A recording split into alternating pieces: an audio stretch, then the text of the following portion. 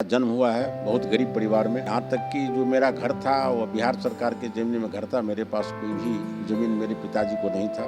गांव में ही कॉलेज में जयनगर जो मेरा दल सिंगार बलदेव कॉलेज है वहाँ बीए की शिक्षा प्राप्त की है। 26 वर्ष शिक्षक की नौकरी की है।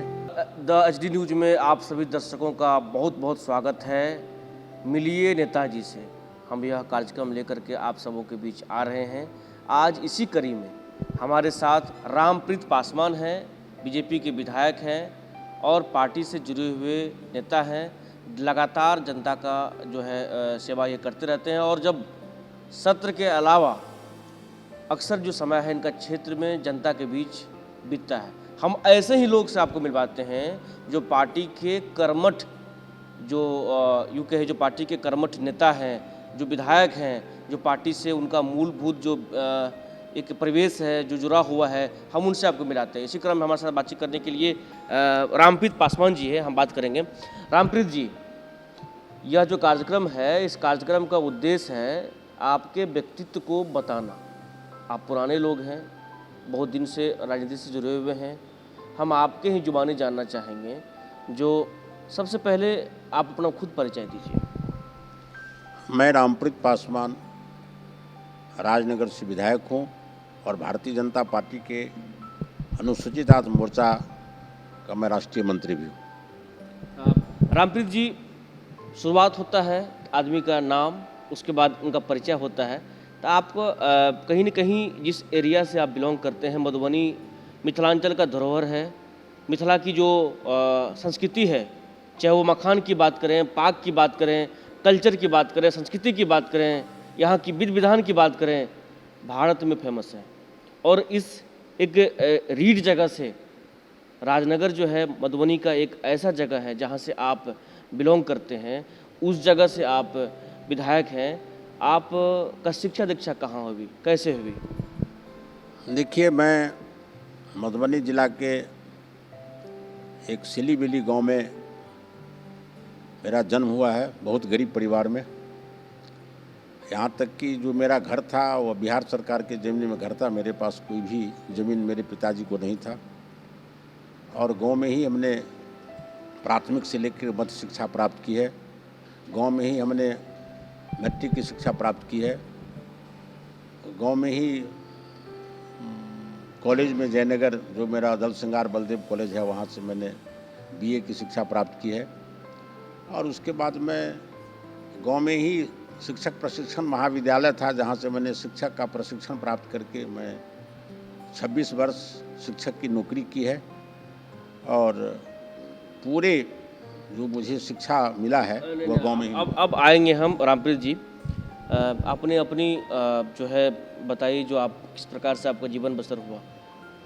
नौकरी मिलने का जो अनुभव होता है जब आदमी का जीवन संघर्षमय होता है किसी भी छात्र जीवन में और उनको नौकरी मिलता है, तो वो सब जो एक था पूरा मतलब घटना उस समय की, उसको थोड़ा सा बयां कीजिए। क्योंकि पढ़ाई से नौकरी तक का सफ़र, आज के डेट में नौकरी मिलना लोग कहते हैं भगवान मिल जाना, लेकिन आप जिस संघर्ष की भूमि से आते थे आपको नौकरी मिला, उस दौरान जो पीरियड था, जो समय था, उसका थोड़ा सा व्याख्या कीजिए। देखिए, जब मैं मैट्रिक पास किया गांव में रह के,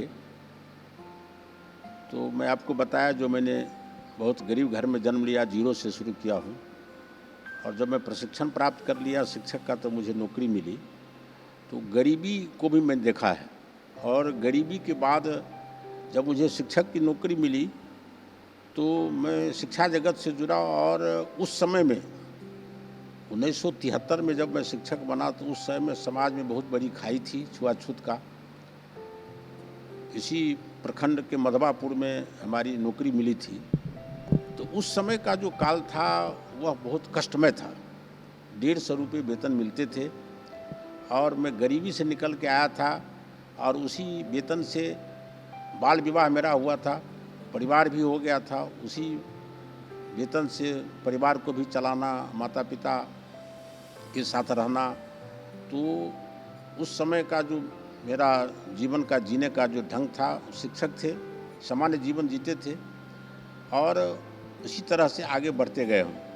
शिक्षक की नौकरी करने के बाद उस समय का जो समय था उसमें नौकरी के बाद भी बहुत ज़्यादा कष्ट था, इसलिए परिवार थोड़ा बड़ा था और इस परिस्थिति में उस झंझावात को झेलते हुए हम शिक्षक की नौकरी किए। शिक्षक में फिर वहाँ से स्थानांतरण होकर जयनगर आए, जयनगर से फिर राजनगर आए और उसके बाद ये जो मेरा जीवन है वो अपने आप में एक इतिहास है। मैं यहाँ तक पहुँचा हूँ और उसके पहले कि मैं अपने जीवन को जब याद करता हूँ तो लगता है जो मैं कहाँ था और कहाँ मैं पहुँचा, और केवल संघर्ष के बल पर मैं आया। छात्र जीवन से ही मैं संघर्ष करता। जिस समय मैं स्कूल में पढ़ता था, प्राथमिक विद्यालय में, उस समय में छुआछूत प्रकाष्ठा पर था और जब शिक्षक पानी पीते थे तो हम जो बच्चे अनुसूचित जाति के थे उसको बाहर निकाल देते थे और वहीं से मैं आंदोलन शुरू किया हूँ शिक्षक से। और उसके बाद जब मैं कॉलेज में गया तो वहाँ भी आंदोलन करना पड़ा कि जो खाई थी आपस में शिक्षा में, तो पहले जो शिक्षक थे तो वो स्कूल में पढ़ाते थे, कहीं कोई ट्यूशन की व्यवस्था नहीं थी, स्कूल कॉलेज में ही पढ़ के हम लोग आगे बढ़े हैं। तो उस समय की परिस्थिति में और आप में बहुत अंतर है। तो वह जो जीवन था वो कष्टमय भी था और इस कष्टमय जीवन में मैं वहाँ था, सुखमय भी था। रामप्रीत जी, जिस जगह से आप आते हैं बाढ़ की समस्या होती है, तो स्कूलिंग जो होती थी कैसे, पानी से तैर के जाना होता था या सड़क नहीं थी, उसके बारे में बताइए। बहुत अच्छा प्रश्न आपने किया है। जब हम लोग शिक्षक थे तब स्कूल जब जाते थे तो ये जो मेरा पोशाक था, जब हम मधवापुर के मिंती गांव में शिक्षक थे तो उच्चेठ में ही अपने कपड़े को उतार लेते थे और अंडर वियर पहन के और हेल के विद्यालय जाता था। सड़क नहीं था पढ़ाने के लिए, सड़क भी था तो कच्ची था और उसी पर पूरा भर कमर पानी और कमर में हेल करके और तब जाते थे स्कूल बाढ़ के समय में। अभी भी जब बाढ़ आता है तो गांव घर में जहां हम लोग क्षेत्र में जाते हैं, मैं विधायक बन गया हूँ, बाढ़ आता है तो बाढ़ में जो घर गांव डूबता है तो वहाँ भी हेल करके मैं लोगों से मिलने के लिए जाता हूँ। अभी भी नाव पर चढ़ के जाता हूँ लोगों से मिलने। ये तो बातें आगे होगी, लेकिन हमारा कहना ये है, स्कूल के दौरान कोई ऐसी या कॉलेज के दौरान भी ऐसा हुआ था जो आप पानी में पढ़ने के लिए जाते थे या फिर मतलब किसी प्रकार स्कूल पहुँचते थे क्या? बता रहा हूँ, जब मैं स्कूल जा रहा था तो ये बात है 1964-65 की। घर से स्कूल जाने के क्रम में जब बाढ़ आया था तो रोड टूट गया था और वो हेल करके जब हम स्कूल जा रहे थे तो ये नदी में हम डूबने लगे। तो गांव के जब कुछ लोग वहाँ उसमें स्नान कर रहे थे, नहा रहे थे, तो हमको पकड़ करके ऊपर किए। अब हेल करके उस पार जा रहे थे। यह घटना मेरे साथ स्वतः घटी। माने घर से स्कूल जाने के क्रम में वो जब रोड टूट गया था बाढ़ में और हम हेल के जा रहे थे तो पानी में डूबने लगे। तो कुछ लोगों ने निकाल करके फिर हमको रोड पर दिया और तब स्कूल नहीं जा करके फिर हम चले आए। इतना ही नहीं, जब ब्लॉक में किसी काम से जाते थे विद्यार्थी जीवन में तो मढ़िया गांव के बाद एक धार था, उसमें बहुत ज़बरदस्त पानी आया था। ब्लॉक नहीं जा करके उस धार में ही डूबने लगे। मेरे साथ 2 बार ये वाक़या हुआ है। ब्लॉक नहीं जा पाए, उसमें जब हेलने लगे तो उसी समय बाढ़ आ गया और वहाँ पहुँच नहीं पाए। इस तरह की घटना हमारे लाइफ में बीती है। उस मधुबनी में जब बाढ़ का क्षेत्र था तो उस समय यह घटना घटी है। शिक्षक की नौकरी प्राप्त करने से पहले आपका जो पढ़ाई लिखाई था वो कहाँ तक पूरा हुआ? शिक्षक नौकरी से पहले कि मुझे पढ़ने का एक अलग, माता पिता ने कभी नहीं हमको कहा कि तुम बेटा स्कूल जाओ। मैं स्वतः स्कूल के लिए मुखातिब था और गरीबी में रह के मैं पढ़ा। गांव के स्कूल में मैं प्रथम श्रेणी से पास करता था और उसके बाद मैं उच्च विद्यालय में गया, वहाँ भी मैं पढ़ा। सामान्य विद्यार्थी का जीवन था मेरा। तो उस समय में कई शाम ऐसा था जो मेरे घर में खाना नहीं बनता था और फिर भी हम भूखे तो किसी के बगीचे में लताम खा करके और स्कूल चले जाते थे। तो उस समय में उस जीवन को जो मैं याद करता हूँ कभी कभी बैठ के तो बहुत कष्ट होता है, जो कितना कष्ट में मेरा जीवन था। जो मैं लताम खा के स्कूल जाता था और पैदल गांव से लेकर के 6 किलोमीटर की दूरी पर मैं पैदल स्कूल जाता था उस समय में पढ़ने के लिए। कोई सवारी का व्यवस्था था नहीं। तो उस समय में जो हम लोगों ने शिक्षा प्राप्त किया है, तो उस शिक्षा प्राप्त करने में हम लोगों के साथ कष्ट भी था, लेकिन वो एक पढ़ने की ललक थी और तो हमने शिक्षा प्राप्त किया। कहाँ तक आपकी पढ़ाई कहाँ तक हुई? हम उस समय में शिक्षक बनने से पहले हमने इंटर किया, और जब शिक्षक हम बन गए तो उसके बाद फिर बीए किया। रामप्रीत जी MA किया, अच्छा, MA भी, उसके बाद LLB किया, LLB भी। और जब मैं विधायक बन गया हूँ तब हमने PhD किया। PhD तक की पढ़ाई आपने कर ली है। देखिए, यह एक बड़ी उपलब्धि है। लोग कहते हैं जब पढ़ने की कोई उम्र नहीं होती, सीमा नहीं होती, तो आपने सुना जब शिक्षक थे तो उससे पहले इंटर शिक्षक बनने के बाद ग्रेजुएशन, और उसके बाद जो है LLB, उसके बाद विधायक बनने के बाद इन्होंने PhD भी की। तो एक रोचक, कोई व्यक्ति की जो जीवनी होती है उससे कहीं ना कहीं लोगों को प्रेरणा मिलता है। रामप्रीत जी, अब हम राजनीति की तरफ मूव करेंगे। एक शिक्षा जगत से आप राजनीति में कैसे प्रवेश की? नौकरी छोड़ के आए या नौकरी पूरा करने के बाद? किससे प्रेरणा मिली, कैसे आए? देखिए, मुझे राजनीति में आने का कहीं कोई मेरा भविष्य नहीं था।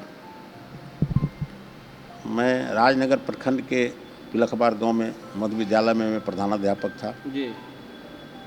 और अब इस दुनिया में नहीं है कैलाशपति मिश्र जी और नंद किशोर जी, और मेरे राजनीतिक गुरु हैं बालेश्वर सिंह भारती जी। बालेश्वर सिंह भारती जी, इसके बारे में थोड़ा बताइए। ये हमारे यहाँ के भारतीय जनता पार्टी के वरिष्ठ नेता थे और प्रदेश में संगठन के महामंत्री थे। अच्छा। और खजूली उस समय में अनुसूचित जाति का क्षेत्र था, और मुझे घर से बुला के कहा गया जो आप चुनाव लड़िएगा तो मैं आपको टिकट दूंगा। तो मैंने, कब की बात है? ये 2000 की बात है। तो 2000 में हमने कहा जो हमको टिकट कौन देगा, तो नंद किशोर जी ने कहा कि भाई टिकट देने वाला है, आप पहले चुनाव तो कहिए ना, जब हम लड़ेंगे।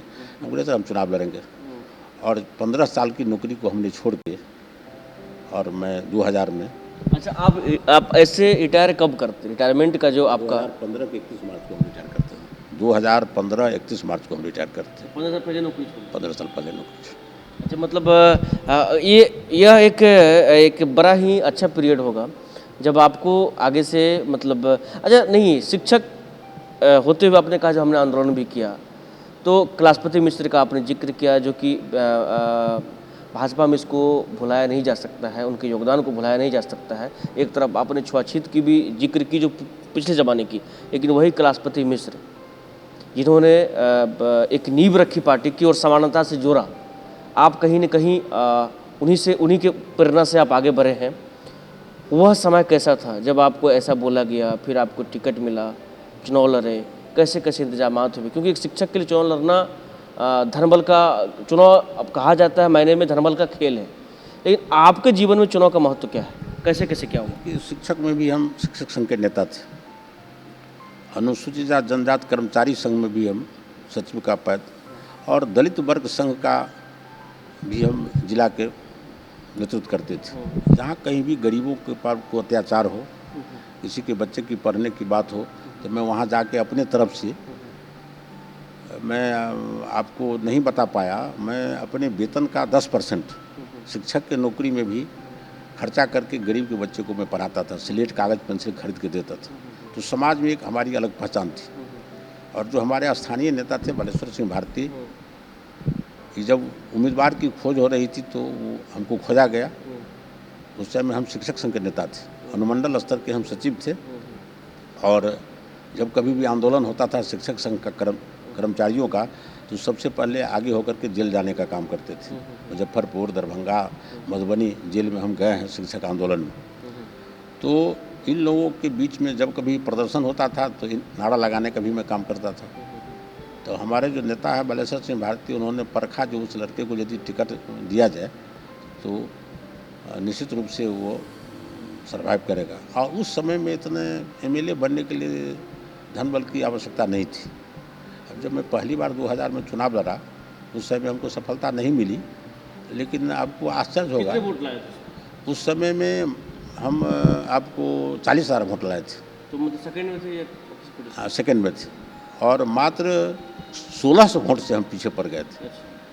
मात्र 1600 वोट से 2000 में। मनोबल बढ़ा होगा। हाँ, तो उसके बाद हमको हुआ जो हमारे नेता हमको हो सकता है कहीं फटकार लगाएंगे, लेकिन जब हम वहाँ गए अपने नेता से मिलने के लिए तो पीठ ठोक करके कहा नहीं नहीं बहुत अच्छा किया तुमने, पहली बार तुम चुनाव लड़ा और मात्र 1600 वोट से तुम पीछे पड़ गया। और जब मैं वहाँ से घूम के आया तो अपने क्षेत्र में मोटरसाइकिल से घूम करके दोबारा जब चुनाव हुआ 2005 में, तो मैं चुनाव जीता। पूरे क्षेत्र में खजूरी विधानसभा का एक भी घर नहीं था जहाँ मैं नहीं पहुँचा। पूरे 5 साल हम मोटरसाइकिल पीछे घूम के नहीं देखा। अपने कर्तव्य के प्रति जो मुझे चुनाव जीतना है, और मैं क्षेत्र में घूमते रह गया। अभी भी आप क्षेत्र के लोगों से, मैं यहाँ से राजनगर चला आया हूँ, लेकिन खजूली में अभी भी हमारी एक अलग पहचान है उस विधानसभा में। तो इस तरह से मैं राजनीतिक जीवन जब मेरा शुरू हुआ, शिक्षक से उसमें जब हम आए, जब आपने प्रश्न किया है, तो शिक्षक थे तो हमको नहीं लगता था जब हम विधायक बनेंगे, लेकिन जब इसमें आ गए तो केवल अपने मेहनत के बल पर, उस समय में पता है मेरे पास बहुत ज़्यादा धन भी नहीं था, तो उस समय बहुत ज़्यादा धन भी नहीं लगता था, और तब हमने इस क्षेत्र से चुनाव जीता और मुझे बहुत अच्छा लगा।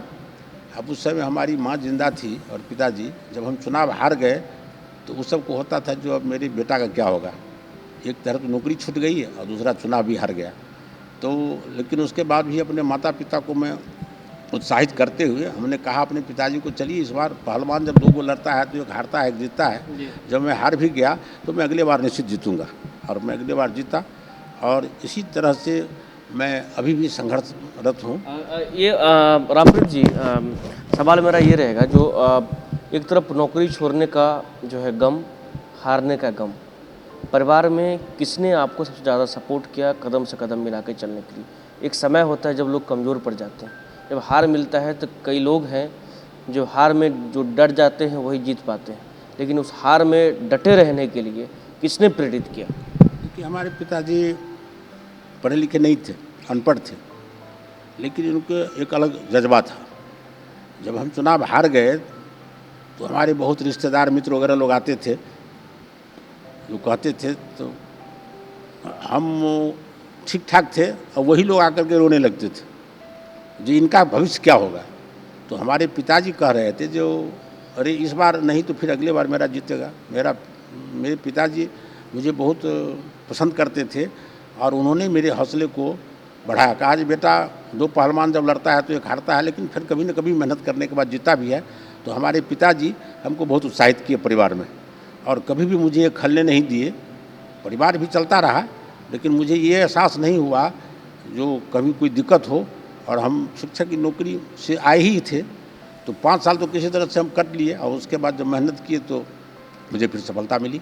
कितना बार अभी तक आपने मतलब चुनाव जीता? कितना टर्म आपका है ये रहा? ये मेरा तीसरा टर्म है, और संजोग ऐसा देखिए, जो लोग 30 वर्ष में 6 चुनाव लड़ता है, लेकिन मैं 10 वर्ष में ही 6 चुनाव लड़ा। 3 चुनाव खजूली, 1 हारा 2 जीता, और 3 चुनाव राजनगर, उसमें 2 हारा और 1 जीता। तो इस तरह से ये मैं चुनाव जीता हूँ। एक बार उपचुनाव में भी जीता, 3 बार मैं चुनाव जीता। लेकिन चुनाव जीतने के बाद मैं जीता हार को मैं कभी ऐसा नहीं लिया जो न बहुत ज़्यादा खुशी या न बहुत ज़्यादा गम। सामान्य स्थिति में मैं रहता हूँ, राजनीति भी करता हूँ तो सामान्य स्थिति में। मेरा जीवन कुछ अलग ढंग का है। मैं बताया ना, जो शिक्षक समय में भी मैं 10% रुपया खर्चा करता था गरीब का, अभी मैं 30% रुपया देता हूँ। मैं जो काम करता हूँ बहुत मंत्री विधायक नहीं करता होगा। अभी तक मैं 18 गरीब के बच्चे को मैं पढ़ाया अपने खर्चा से। कोई इंजीनियर बना, कोई डॉक्टर बना, कोई वकील बना, कोई शिक्षक बना, कोई LIC का एजेंट है। मैं हमेशा कुछ न कुछ करता रहता हूँ। बिल्कुल। तो सबसे बड़ी बात होती है, जो बात रामप्रीत जी आपने कही, जो आपने पढ़ाया, इतने लोग ये हुए, ये काफ़ी एक सुकून भरा पल होता है किसी के लिए भी। जो आपके द्वारा पढ़ाया गया लोग अगर जॉब कर रहे हैं, नौकरी कर रहे हैं, जितनी ज़रूरत है वो एक जगह पे है, बहुत बड़ा ये जो है एक पुण्य का काम है। अब हम आएंगे थोड़ा बहुत, अब राजनीति की तरफ मूव करते हैं। इतने दिन से पार्टी में जुड़े हुए हैं, संगठन के लिए काम कर रहे हैं। क्या ऐसी कोई इच्छा थी जो ऐसे नेता के साथ हम काम करना, एक इच्छा थी जो हम अगर विधायक हैं तो हम अमित शाह के साथ काम करें? मतलब कोई ऐसा चुनाव का मोमेंट आया जिनके उन देख रेख में हमको काम करने का मौका मिला? ऐसी कोई इच्छाएं, ऐसी कोई आकांक्षाएं, या आदर्श कौन थे आपके? देखिए, हम जब राजनीति में आए तो हमने पार्टी को अपना धर्म समझा, और पार्टी के लिए मैं काम करता हूँ। और यहाँ भी जब बिहार में चुनाव की बारी आई तो हमको जहाँ कहीं भी भेजा जाता है, बम्बई गए, उत्तर प्रदेश गए, छत्तीसगढ़ गए, झारखंड गए, चुनाव में जहाँ कहीं भी पार्टी का आदेश होता है मैं वहाँ जाता हूँ और पूरी निस्वार्थ भाव से, गाड़ी न मिले तो मोटरसाइकिल अपने से चला कर मैं लोगों के बीच में जाके वोट मांगता हूँ। मैं इस बार झारखंड गया था, छत्तीसगढ़ भी गया था, तो मैं मोटरसाइकिल से चुनाव प्रचार करता था। वहाँ कार्यकर्ता को लिए और गांव में जाकर के अपना चुनाव प्रचार करते थे। तो मेरा काम करने का कुछ अलग ढंग है। अभी भी इस उम्र में भी हम मोटरसाइकिल चलाते हैं और मोटरसाइकिल से प्रचार करने में अच्छा लगता है। खुला रहे, लोगों से मिलते जुलते रहते हैं। और हमारे जो नेता हैं, जैसे प्रदेश नेतृत्व है मेरा, जैसे मोदी जी हैं, हमारे नंदकिशोर जी हैं, तो वहाँ से जो आता है, वहाँ हम राष्ट्रीय स्तर पर हमको मंत्री बनाया गया। अभी विनोद सोनकर जी हमारे अध्यक्ष हैं। वहाँ से आया जो आपको छत्तीसगढ़ जाना है और ये झारखंड जाना है, तो वहाँ भी गए। तो सबका अपना काम करने का अलग अलग ढंग है। अमित शाह जी आए थे यहाँ जब हम चुनाव लड़ रहे थे, तो उन्होंने कहा जी क्या तुम्हारा क्या हालत है, तुम चुनाव जीतोगे? हमको अच्छा लगा इनकी बात। हमने कहा जो एकदम चुनाव हम जीतेंगे। इस बार जो हम चुनाव जीते हैं, तो उन्होंने कहा जी तो हमके लिए इस बार एकदम चुनाव जीतेंगे हम। हमने जो मेहनत किया है और जनता हमारे काम को देख रहा है। हम इनके क्षेत्र में हमेशा सुख दुख में हम रहते ही हैं, कहीं आते जाते नहीं हैं।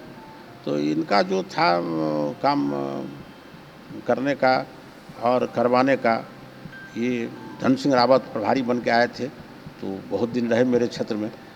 अभी वो झारखंड में शायद कोई मंत्री भी हैं। तो ये जो हमारे पार्टी में जो लोग हैं, जो हमारे शीर्ष नेतृत्व हैं, इन लोगों का जो भी आदेश होता है मैं मानता हूँ और पार्टी को अपना धर्म समझता हूँ। और मैं आपको बताया जो मैं एक बेर में एक जीवन में एक काम करता हूँ। अब राजनीति करता हूँ तो सूत के उठने से लेके और सोने तक मैं केवल राजनीति करता हूँ। दूसरे के दुख दर्द में, कोई बीमार पड़े, किसी का बेटा बेटी का ब्याह हो, कहीं कोई कार्यक्रम हो, उसी में अपना समय मैं देता हूँ। रामप्रीत जी, 2-3 सवाल है। कितने संतान हैं आपके? देखिए, मुझे 4 लड़का और 2 लड़की। आप क्या सभी जॉब में हैं? वो सभी जॉब में। सभी जॉब में। हमारे पुत्र भी जब हम शिक्षक थे उसी समय में उन लोगों को पढ़ाए और पढ़ के सभी जॉब में हैं। पुतोह भी जॉब में है, दोनों बेटी भी शिक्षिका है। वो सबको MA तक की डिग्री, BA तक की डिग्री दिलाए और सरकारी विद्यालय में मधुबनी में ही रह के, और सभी लोग जॉब में। रामप्रीत जी, पार्टी में अब आपकी कुछ अगर इच्छाएं हों जो आप चाहते हैं, जो हमें पार्टी अगर मतलब इच्छाएं अगर वहाँ तक पहुँच जाए तो यही मेरा लक्ष्य है, या फिर मैं जो हूँ सही हूँ, इसी लोगों के बीच रहना है, क्या इस पर क्या कहेंगे? देखिए, राजनीति में इच्छाएं तो होती ही है। जब मैं विधायक हूँ तो हम लोगों के यहाँ सीट बनता तो MP भी बनने की इच्छा थी। इच्छा तो आदमी को रखना ही चाहिए और काम भी हम करते हैं लोगों के बीच में। लेकिन बिहार की जो स्थिति है वो आपसे छुपा हुआ नहीं है। तब विधायक हैं वहाँ, वो पार्टी में पूरा मेहनत से हम विधायक बनते हैं, दिन रात लोगों के बीच में रहते हैं, गरीबों की सेवा करते हैं। तो इच्छा है, जैसे इस बार सरकार बनी, हम मधुबनी जिला से अकेले जीत के गए, लेकिन अफसोस जो पार्टी मुझे उस लायक नहीं समझा। मेरा आपका इच्छा ये है जो अगर इस बार हम जीत के जाते हैं तो अगर हम किसी पद का मंत्री हमें बनाया जाए तो इस एरिया का हम और से अधिक डेवलपमेंट हम कर पाएंगे। एक विधायक के नाते तो कर ही रहे हैं, मंत्री बन जाए तो कर पाएंगे। आपकी इच्छा यही है? देखिए, जब मैं विधायक बना हूँ तो जितना मैं वादा करके गया था क्षेत्र के लोगों से, सड़क नहीं था, बिजली नहीं था, कहीं भी था तो जर्जर की स्थिति में था। मैं अपने क्षेत्र के, हमारे मतदाता भी कहते हैं, मैं विधायक बना हूँ तो मैं 95% सड़क बना दिया हूँ, एक गांव में बिजली लगा दिया हूँ एज ए विधायक। और यदि मैं मंत्री बनूंगा तो निश्चित रूप से अपने मिथिलांचल का, अपने क्षेत्र का विकास करूंगा। पार्टी यदि मौका देगा मुझे मंत्री बनने का तो निश्चित रूप से मैं अपने क्षेत्र का विकास करूंगा। और अभी भी मधुबनी मेरा पिछड़ा हुआ ज़िला है और वहाँ बहुत सारे विषय हैं जिसको रखा जा सकता है और इस पूरे मधुबनी को विकास किया जा सकता है।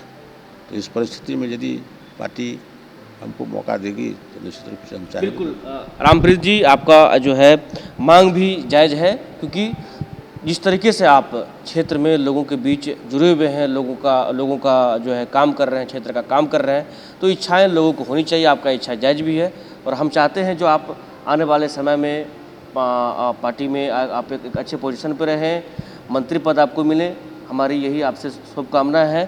तो मिलिए नेताजी में जो है आज हमारे साथ रामप्रीत पासवान थे। कद्दावर नेता है, मूलभूत नेता है, बहुत ही अनुशासित नेता है और राजनगर से इनका एक खास लगाव है और इनकी जो इच्छाएं हैं वो इच्छाएं सब में होती है, इच्छाएं इनकी जायज़ है। बाकी इसी कड़ी में, अगले कड़ी में हम आपको मिलिए नेताजी में और किसी ऐसे ही नेता से मिलाएंगे और उनके बारे में आपको हम रूबरू कराएंगे। सहयोगी राजेश कुमार के साथ अंशु झा, HD न्यूज़, मधुबनी।